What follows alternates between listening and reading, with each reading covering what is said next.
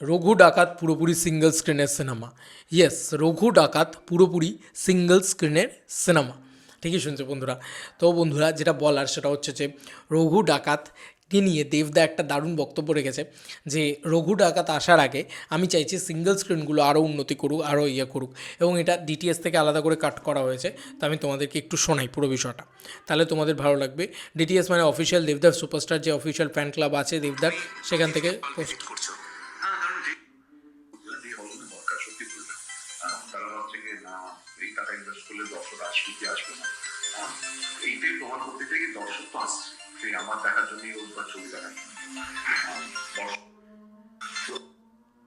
Option অনেকগুলো।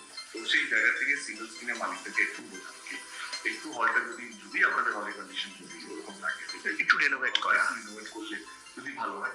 দর্শক কিন্তু বেরিয়েছে, এইটাই প্রমাণ করার চেষ্টা করছি, এবং সেটা হচ্ছে অনেকগুলো দেখে দেখে কিন্তু তারা বলেছে যে আমার পরের ছবি রঘু ডাকাতের আগে তারা হলটা রিনোভেট করবে, হলটা সিট বা বাথরুম বা একটু পরিষ্কার পরিচ্ছন্ন, এইগুলো যদি ঠিকঠাক দর্শক হাইজিনটা একটু মেনটেন হয়।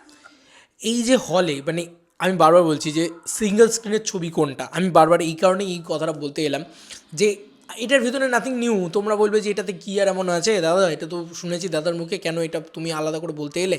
এখান থেকেই তোমরা বুঝতে পারবে রঘু ডাকাত কতটা বড় মাস ছবি হতে চলেছে, কতটা বড় কমার্শিয়াল অ্যাকশন ছবি হতে চলেছে। কেন বলছি? কারণ সিঙ্গেল স্ক্রিনকে কেন টার্গেট করা হচ্ছে সেখানে? তাহলে তা নাহলে তো বাঘাযতীনের আগে তো এই ধরনের কথাবার্তাগুলো বলা হয়নি, দেবদা তো বলেননি বাঘাযতীনের আগে, তাই না? বা যখন ধরো গোলন্দাজ রিলিজ হয়েছে তখন তো দেবদা এই ধরনের কথাগুলো বলেননি, তখন তিনি তো এই ধরনের মন্তব্যগুলোই করেননি। বা দেবদার তার আগে যে বড় ছবি যাই রিলিজ হয়ে থাকুক না কেন সেই সময় আর কি, সেগুলো কিন্তু দাদা এরকম করেননি। তো কোথাও গিয়ে এটা বোঝা যাচ্ছে যে এই ছবিটা, রঘু ডাকাত ছবিটা একদম সামথিং বিগ, সামথিং আলাদা হতে চলেছে, এবং সামথিং সিঙ্গেল স্ক্রিন ওরিয়েন্টেড ছবি হতে চলেছে, যে ছবির মেজরিটি কালেকশন আসবে সিঙ্গেল স্ক্রিন থেকে। দেখো আজকে প্রজাপতিরও মেজরিটি কালেকশন সিঙ্গেল স্ক্রিন থেকেই এসছে, কিন্তু আমি যেটা বলছি যে প্রজাপতির কিন্তু মাল্টিপ্লেক্স কালেকশনটা মেন, সেখান থেকে মানে ভালো একটা কালেকশন এসছে, তারপরেও সিঙ্গেল স্ক্রিন থেকে আর একটা ভালো কালেকশন এসছে। খাদানের ক্ষেত্রেও তাই, মাল্টিপ্লেক্স থেকে একটা বড় কালেকশন এসছে, মাল্টিপ্লেক্স থেকে কিন্তু রঘু ডাকাত একটা বড় কালেকশন নিয়ে আসবে।